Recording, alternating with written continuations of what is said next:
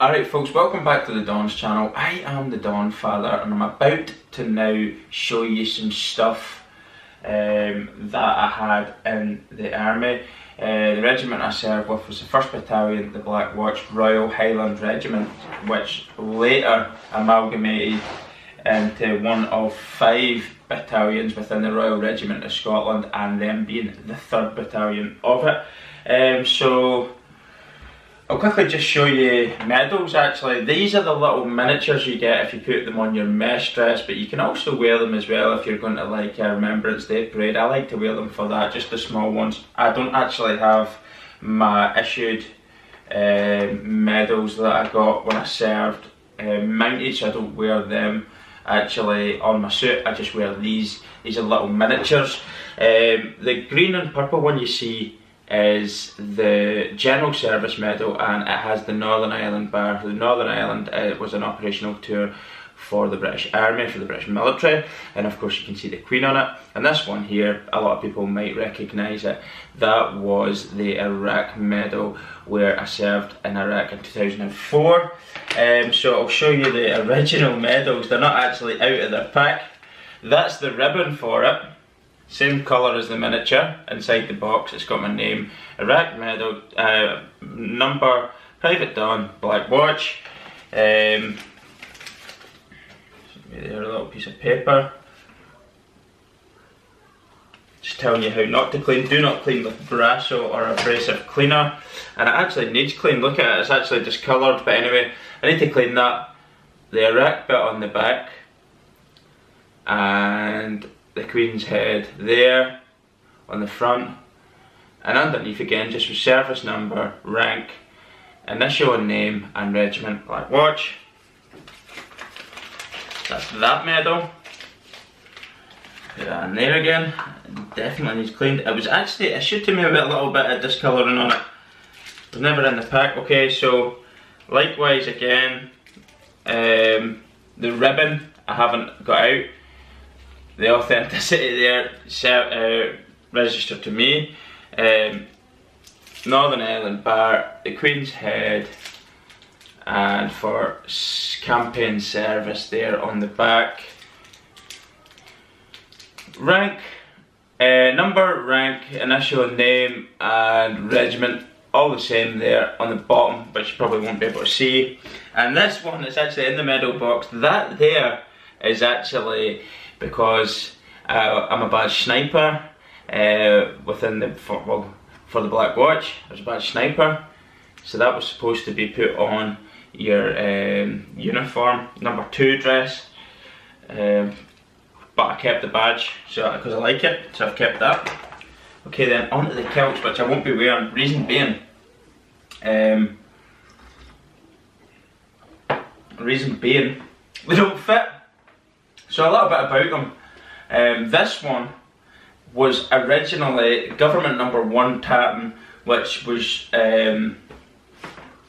actually the tartan of the Argyll and Sutherland Highlanders rather, and they got to keep the tartan when it amalgamated to the Royal Regiment of Scotland. So every battalion within the Royal Regiment of Scotland took the Argyll and Sutherland Highlanders tartan, government number 1, and you can see on it there that it's a lighter colour of green and a dark blue, whereas the one I'm about to show you, which is the government number 2, is darker. There you go. And I'll tell you something, for those who's never wore a kilt, they are heavy. They are heavy. That is heavy, and it keeps you warm. It's warmer than trousers because you've got socks up to your knees, and then that heavy thing there with the sporran on the front of it, and usually a shirt or something on top of it. If you're wearing it in the military, you'll have your uniforms on the top as well with the jacket, so it's pretty hot, and your headdress. So being on parade is warm.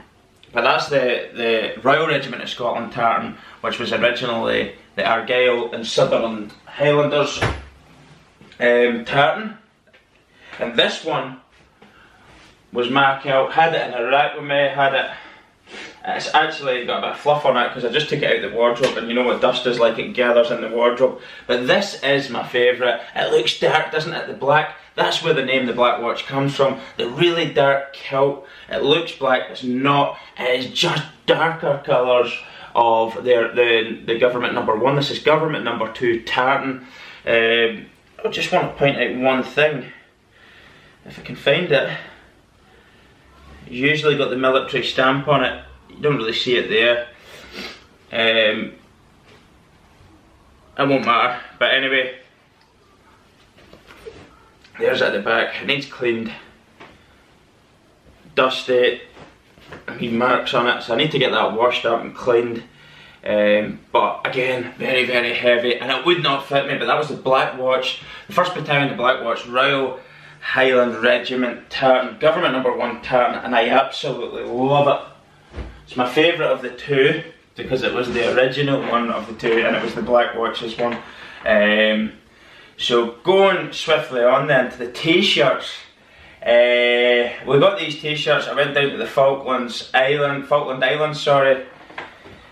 Of course, there was a war there, 1982. The British fought the Argentinians, but that's the red hackle. That is the hackle that you wear in the TOS, the Tam O'Shanter. The Black Watch would wear this red hackle here. That's the red hackle of it. B Company is Bravo Company, 2007, Falkland Islands there. Just a basic t-shirt, nothing on the back of that one. So put that there. Now these ones, some people like or dislike. I did wear them a lot, so apologies if they're a wee bit, they're not great, the print's maybe washing off of them. But on that there you'll have 1st Battalion, the Black Watch, Royal Highland Regiment, 42nd, 5th, 73rd, two different regiments together, or battalion, sorry. 1 shot, 1 kill, sniper platoon. That is obviously what a sniper's job is. 1 shot, 1 kill. You should be taking more than 1 shot. Snipers then, on the back, this is the bit that people might not like, but I love it.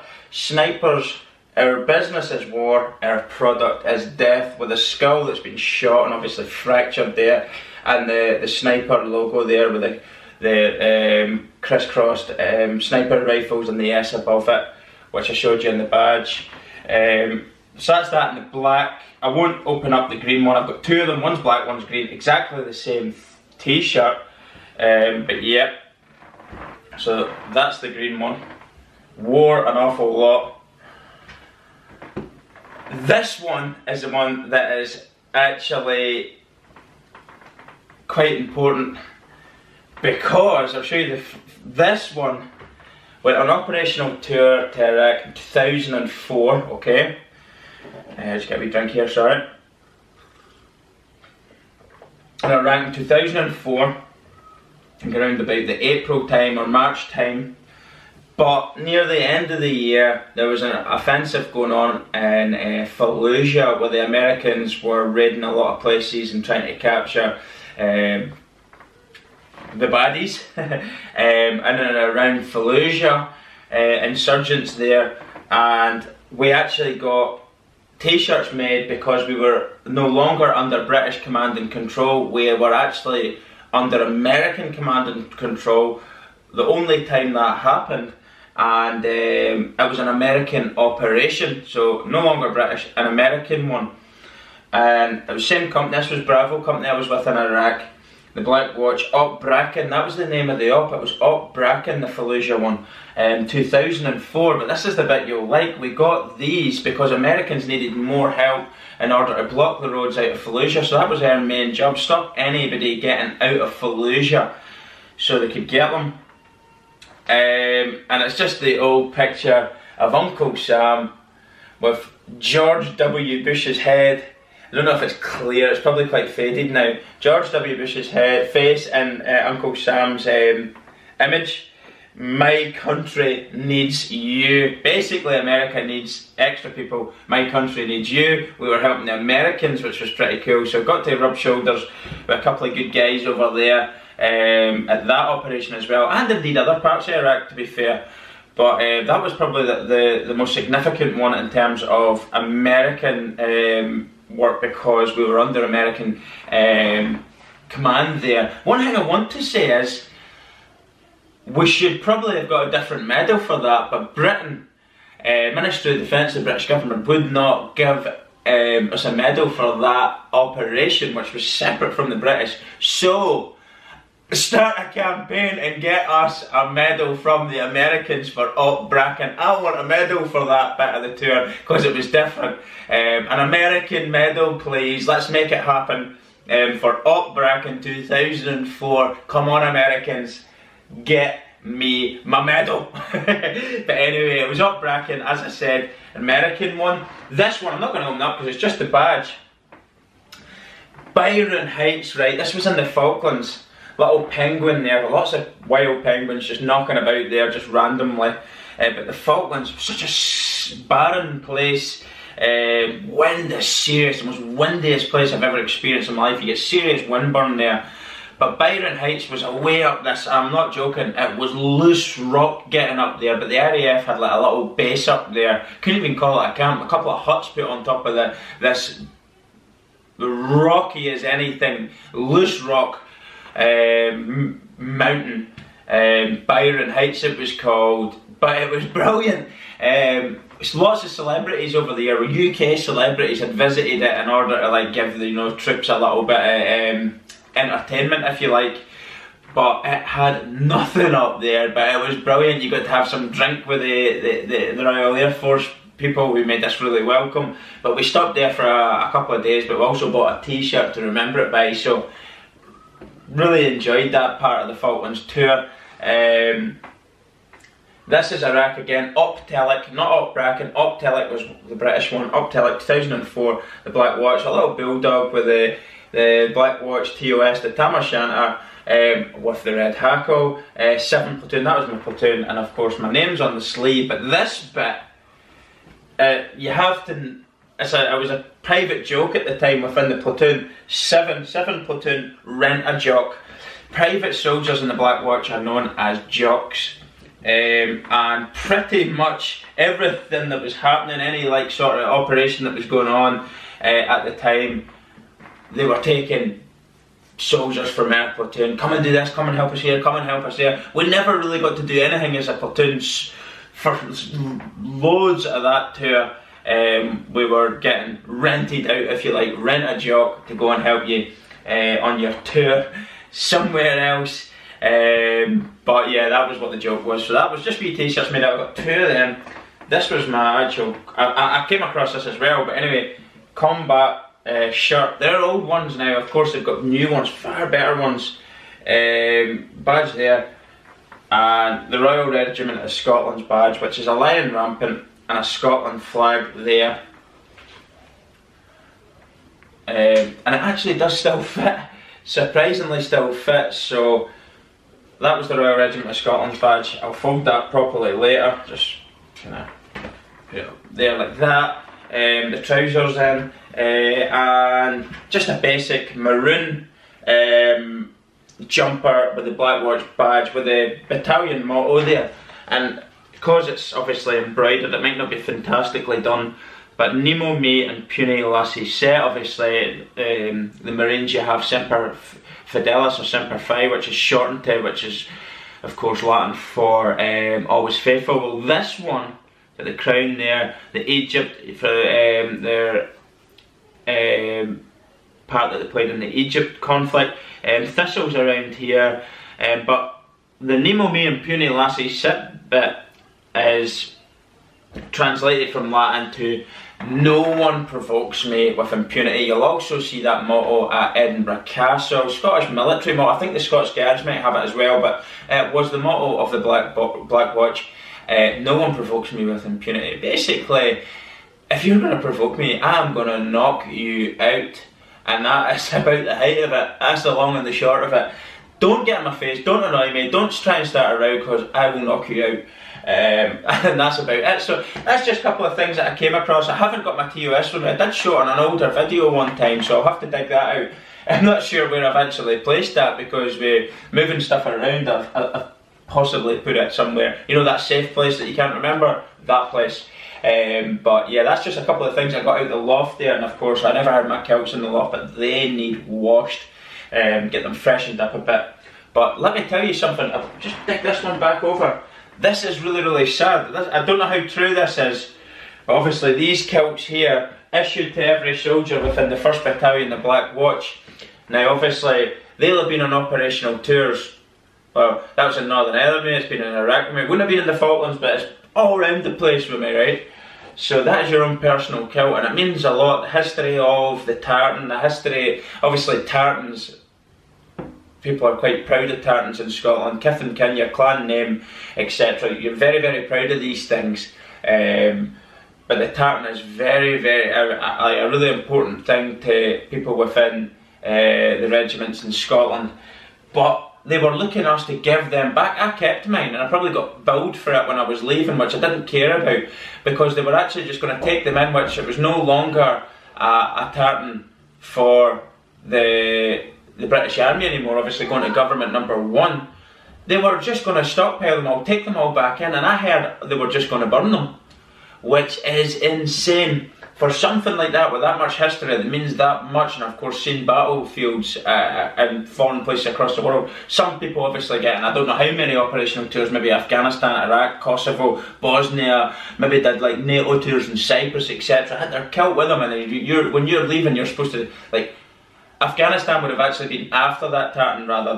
Afghanistan wouldn't have been part of that, but you get my drift. You've been an operational tour, that means a lot to you, and obviously the history behind the regiment, etc., and the tartan.